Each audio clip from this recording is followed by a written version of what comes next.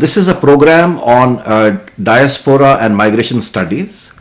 It gives me a great pleasure in this context to introduce two of our guests from China, Fu Bai Lu, Rekha, who's to my extreme right, and Professor Rakesh Vats, who was here in IGNOU for a considerable number of years and now is teaching in Xi'an University in China. Rekha is studying Hindi at the local Jawaharlal Nehru University, and Professor Vats is a teacher of Hindi at the Xi'an University in China. The information or the studies on China tend to be either too esoteric for our students or even for some of our teachers and researchers, and we hardly know them as people, as persons, as how they are feeling being in China. Like even our friend Professor Vats, who is in China, how has it been for him the last 10 years as a Indian diaspora in China? And for Rekha, who's here in local Jawaharlal Nehru University, how is she feeling here? How's her experience of studies been? These are, of course, the ground level questions. But let me start by being a little more, adventurous and ask Professor Vats, with whom we have been talking, all of us have been talking for last so many years about this experience of globalization, of our university being constituted in the context of that globalization, the kind of experiences we have undergone since 1990s. And then this wonderful opportunity came to Dr. Vats for going and seeing all the changes which were happening in a neighboring country firsthand. आपको कैसा लगा जब आप when you had the first hand opportunity to observe the changes taking place in China at a time when the Chinese economy was just peaking and it was coming to some kind of a maturity, and comparatively in India you had gone away with a very disappointed kind of an impression that Indians have not been able to make the kind of progress which Chinese seem to be making. Do you still have the same impression, or do you think things are different? Number one. Number two, educationally, how has it been for you? You experienced IGNOU firsthand. You experienced the pangs and the problems of being in a new university which was trying to establish some kind of an educational focus in the context of globalization. How has that experience been compared to what has happened in China for last so many years? So let me share my experience first. 10 years ago, when I got an opportunity, a chance to go to Peking University in Beijing to teach Hindi. And that time, I think in India, most of us, including you and our friends, we knew very little about China. All our information was very superficial. And one of our colleagues in the university told me, if you are a vegetarian, and if you don't know Chinese, you cannot survive there. And it was a challenge, and it's so big countries sitting side by side for thousands of years. We had so much cultural history, but in present era, we knew very little about each other. So I wanted to go there and then wanted to experience what it's in being in China. So when I went there in Peking University, I faced the immediate problem of a language. That if you don't know Chinese, it's very difficult to interact, because Chinese have a proud of their own language, Mandarin. They don't speak in English. Everything is done in Chinese. So 2 years which I spent in Peking University, this was a handicap. My students helped me to go out and meet people. And when I came back, so I was not happy, I was not satisfied, because I knew very little about China, even being there for 2.5 years. Fortunately, I got an opportunity to work in a China Radio International. So I spent 6 years there. Then my real journey of China started, and it was a remarkable journey. And I have very enriched myself with the experiences there, which I will share gradually. But first I want to say that you said economy, all other aspects also, if we see them. So there was a remarkable, development in China. If we compare with India, so it's very difficult to compare with India, because we live in two different systems, and here we have problems and we have excuses. In China, we have a problem, then we have a solution. As far as education is concerned, they concentrate on education. The student's job is to study in the university, focus on their majors, and they qualify and they contribute to the welfare of the society and development of the country. But here we see the education per se earlier it was very good, we used to say. Now, in a world 100 top educational institutes where India comes, we don't stand anywhere. So actually it's not education. In India, all the institutions, they degraded themselves. The whole system seems to be collapsing. It's under its own weight. And we don't find any solution right now. Now quickly to you, Rekha, I'll keep calling you Rekha. Fu Bailu, of course, is your Chinese name. मैं आपसे ये पूछना चाहता हूँ कि doctor वत्स का impression है और ये आपके चाइना में टीचर भी हैं, और इनका इम्प्रेशन है कि जो इंडिया में जो एजुकेशनल इंस्टीट्यूशंस हैं, आप 2 इंस्टीट्यूशन है तो आप पढ़ चुके हैं, वर्धा में शायद पढ़ चुके हैं और जवाहरलाल नेहरू यूनिवर्सिटी में, तो आपका क्या इम्प्रेशन है? क्या इतनी बुरी स्थिति है जो डॉक्टर वत्स कह रहे हैं? 2 साल के पहले मैं महाराष्ट्र वर्धा में वहाँ पढ़ी हिंदी। उस समय मेरे लिए एक बहुत बड़ी दिक्कत है। हमारे पास पाठ्य पुस्तक नहीं है, टेक्स्ट बुक नहीं है, तो टेक्स्ट बुक नहीं है तो कैसे पढ़ाई चलेगी? तो ये एक बहुत बड़ी समस्या है हमारे लिए। मुझे लगता है कि जब सर हमारे अध्यापक कक्षा में पढ़ रहे हैं, हम बिल्कुल कंसंट्रेट होना चाहिए, हम नोट्स 100% लिखना चाहिए। तो इसलिए ये है कि JNU में पढ़ना मुझे लगता है कि थोड़ा सा आराम चल रहा है।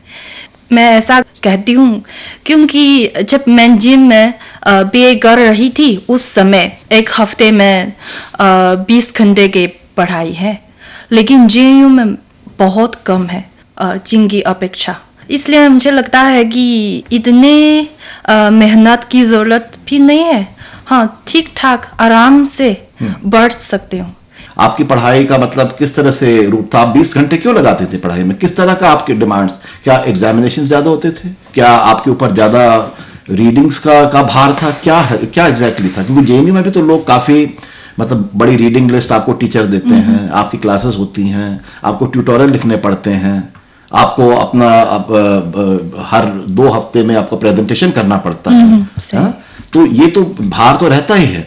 तो इस अपेक्षा में कैसे, मतलब नानजिंग में कैसे आपके ऊपर प्रेशर था? जब मैं शीएम में BA कर रही थी उस समय मुझे लगता है कि कक्षा समय बहुत है, बाकी समय कम है। आपको ज्ञान में हुआ? हाँ, खुद पढ़ने की समय बहुत कम है, लेकिन JNU में तो कक्षा समय कम है, लेकिन खुद के लिए पढ़ने के समय ज्यादा है। मुझे लगता है कि ये एजुकेशन का अलग अलग स्टाइल है। जब मैं शुरुआत में मैं पढ़ी थी उस समय थोड़ा सा I cannot get used to this style of teaching, but लेकिन अभी मुझे लगता है कि ठीक ठाक, क्योंकि अगर खुद के लिए ज्यादा समय है तो मैं ज्यादा बढ़ सकती हूँ कक्षा के अलावा। तो आपका बेसिकली कहना है कि कक्षा की पढ़ाई का भार आपका ज्ञान में ज्यादा था और यहाँ JNU में कम है। हाँ, कम है। और लेकिन आपके ऊपर उतनी ही अपेक्षाएं हैं कि आपको उतना ही काम करना पड़ेगा। आप यदि लाइब्रेरी में जाएं, आपको थोड़ा फ्रीडम ज्यादा है, थोड़ी स्वतंत्रता, स्वतंत्रता ज्यादा है कि किस तरह से आप अपनी पढ़ाई ऑर्गेनाइज करें। तो ये आपको बेहतर लगता है पढ़ाई करने का तरीका, या आपको बेहतर लगता है कि आप केवल क्लासरूम में घंटों तक बैठें और टीचर को सुने? ऐसा है। हाँ। मुझे लगता है कि जब विद्यार्थी उसकी उम्र बड़ी नहीं है, they cannot control themselves to focus on the study. Okay. So you should give them more time on the classes. Okay. So after this time, when I am doing my MA, so मैं बड़ी होगी, हाँ, I can control myself. Okay. So after the classes, I can manage everything for me, such as go to the library, and in the hostel I can also read some novels and talk with my friends. That's a good thing in the sense yes. Because obviously you can't study all those books without talking about them to somebody. Yes. So I mean, just or even hearing one classroom lecture all the time will not help you grasp what the books say.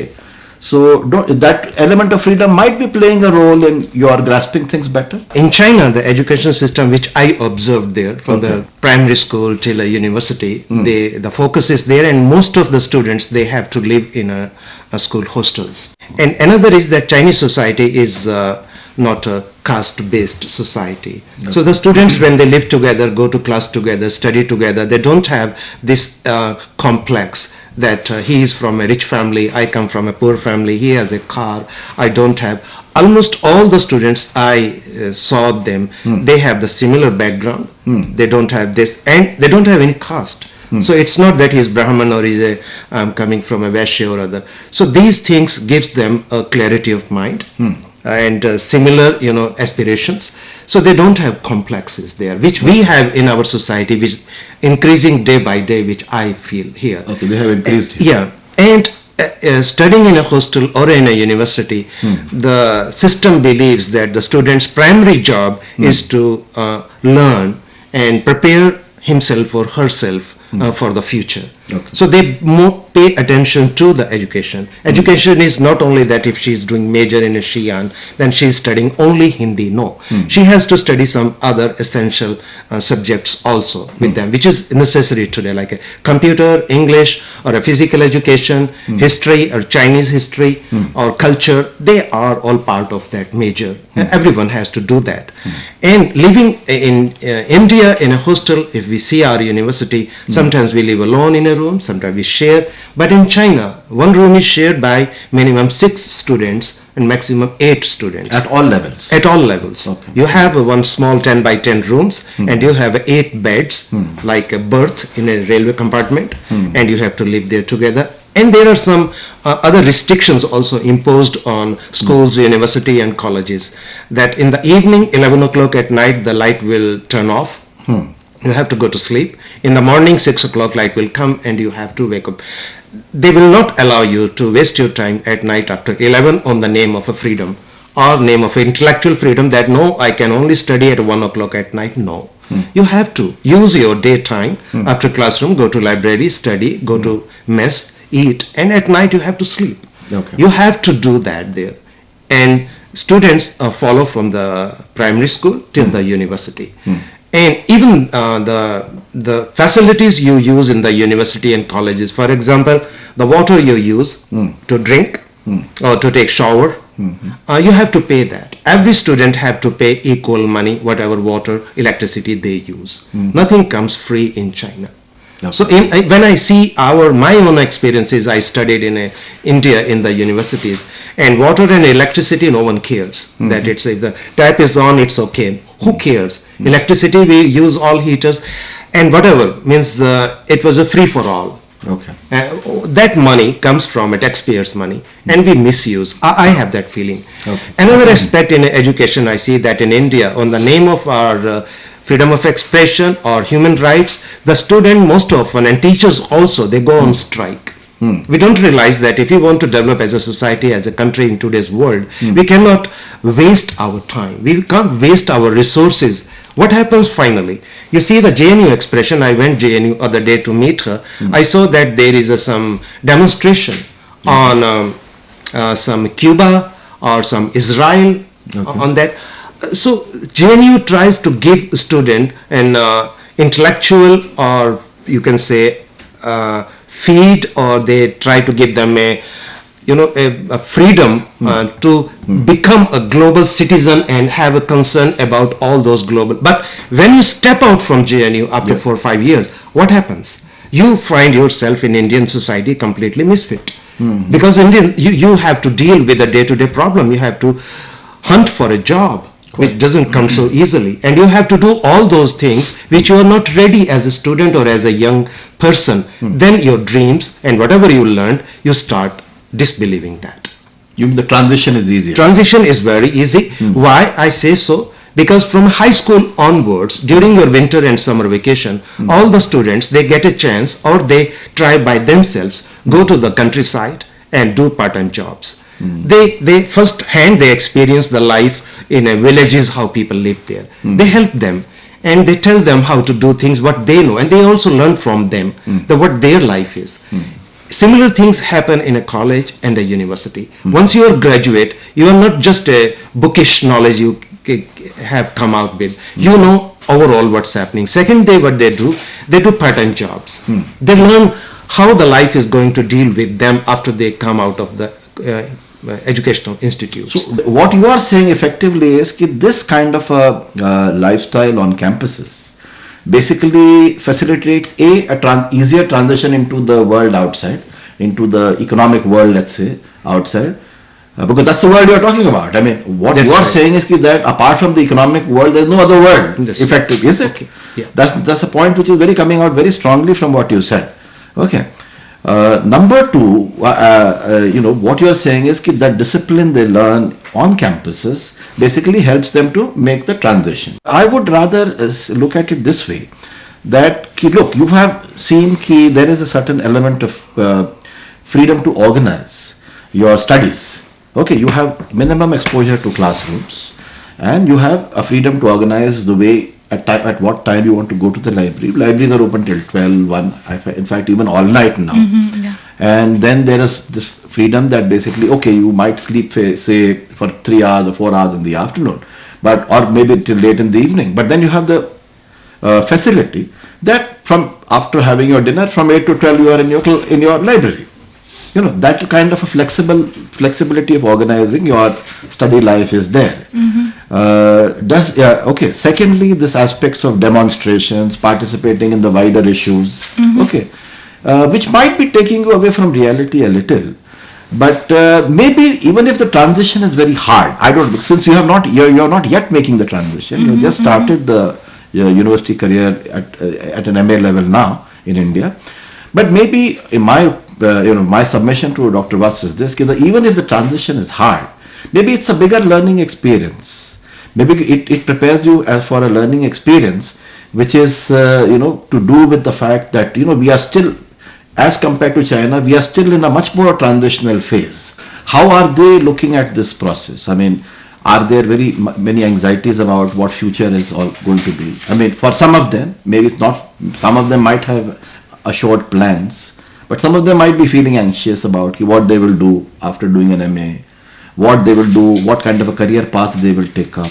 Okay. And they must be also wondering amongst themselves whether this is the right kind of education they get. Everybody questions it in the process, especially places like Jawaharlal Nehru University or universities which go for postgraduate education. As a Chinese student in India who has experienced the assured career paths or assured transitions in China, when you see this kind of a bit of a flexibility, when you see the flexibility in terms of the way you can study, the flexibility of organizing your life the way you want. Number three, the uncertainty alongside which you are facing, which Dr. Vats was talking about. How do you look at these things? My Indian friends is not too much because I just stay here for 1 semester. Quite But the Indians who I know, most of them are my classmates. They are studying in Hindi, MA. Sometimes I ask them, when you graduate from MA in JU, what will you do? Yeah.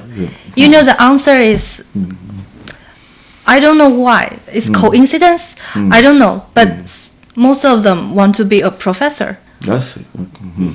I don't know. Maybe if in China, the students have so many choices after the graduation. Such as me. If I graduate, I can do as a teacher in China. I can do a translator in a company. I can also do the business. I can also be in administration in a company. I can also go to the embassy to be a translation, to get the translation work. So people have so many choices after them graduation. But I don't know why all my classmates, all of them, want to be a professor. And I asked them then, so will you do the MPhil in India? They said, yes, I will. So I keep asking, so after MPhil, what will you want to do? PhD. So I don't know why after the MA, they don't want to take some real experience in the society, such do some part-time job or give them just a chance to feel the real society, what it's like, and maybe it's a different ideas about the future, but I think the freedom which the Indian give them and the campus give them, they could use them better. Okay. Not in a small space, they can keep thinking what about the future they will face. They always be optimistic. I don't know, because in China, every student, we have our BA program is 4 years. After the third year, we're so anxious about our future. We're hunting for the jobs to find some chance to practice ourselves, to get ready to go to the society.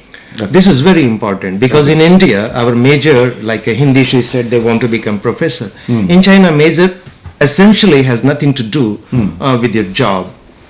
Means if you are a Hindi major, it doesn't mean that you are going to find a job only in a Hindi area. No, the companies will take you. Means the Chinese education system prepare you with different majors, but you are capable, you are able to do everything now. You are ready to learn after graduation. What is the input which goes in, or what is the experience in the education institution which goes in China? See, so you have been teaching postgraduate. Yeah, like she said, that after third year, in a graduation we are talking, undergraduate students. After third year, every student, everyone is worried what he or she is going to do next 4 years. Okay. Because they are looking for a job. And they will get a job essentially after that. And they go for training, they go for some experience. So I think it's a little different from what we have in India. Maybe our society doesn't provide that kind of opportunities to all the students, those who come out of an educational institute. We have a different system over here. No, so the point both of you are making is that the Chinese students within the Chinese institutions are more tuned into the economic opportunities which are available to them after they complete their degree. What is you're talking about economic opportunity? As compared, if you don't have something to eat, how you will survive? That's the basics. So job is very important for a student, whatever you study. If you don't have a job, all your education, whatever, it goes to the dustbin. That is basic. That is if you don't have a job after doing PhD, what you will do then? I take your point. You can't do research. You have to find a job first. After that, you can do what you want to do. And as far as higher education is concerned, now Chinese research paper, you can see the data, they are contributing a lot. I was only trying to make a distinction. I mean, in the way things were being perceived in China and here. And probably I'm just taking the case of JNU as an example because Rekha happens to be from JNU. And you too. And I have a past in JNU. That's it. Okay. No, but that's the point which I'm trying to, I'm just trying to delineate, because this is our familiarizing lecture, introductory lecture. I'm just trying to delineate how the two systems are looking at these two things.